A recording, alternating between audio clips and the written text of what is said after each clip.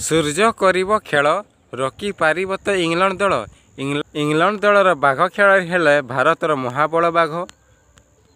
ଗୋରାମାନଙ୍କୁ ପେଲି ଦେଇ ଭାରତ ନାଲି ଆମ୍ବ କରିଦେବ।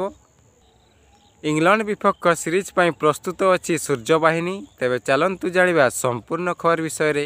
ଭାରତ ଏବଂ ଇଂଲଣ୍ଡ ମଧ୍ୟରେ 5 ମ୍ୟାଚ୍ ବିଶିଷ୍ଟ ଟି20 ସିରିଜ୍ ଆୟୋଜିତ ହେଉଥିବା ବେଳେ ଆସନ୍ତା ଜାନୁଆରୀ 22 ତାରିଖରେ ପ୍ରଥମ ଟି20 ମ୍ୟାଚ୍। ଏହି ମ୍ୟାଚ୍ ଭାରତର ସବୁଠାରୁ ବଡ଼ ଷ୍ଟାଡିୟମ୍ ନରେନ୍ଦ୍ର ମୋଦି ଷ୍ଟାଡିୟମରେ ଖେଳାଯିବ।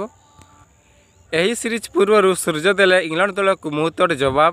ସେ କହିଲେ, ଆମ ଟିମ୍ ସବୁଠାରୁ ଶକ୍ତିଶାଳୀ ଟିମ୍ ଏବଂ ଗୋରାମାନଙ୍କୁ ସହଜରେ ପେଲି ହେବ, କାହିଁକିନା ଆମ ଦଳରେ ଅଭିଷେକ ଶର୍ମା, ରିଙ୍କୁ ସିଂ, ସଞ୍ଜୁ ସାମସୁନ୍ ଏବଂ ମୁଁ ନିଜେ।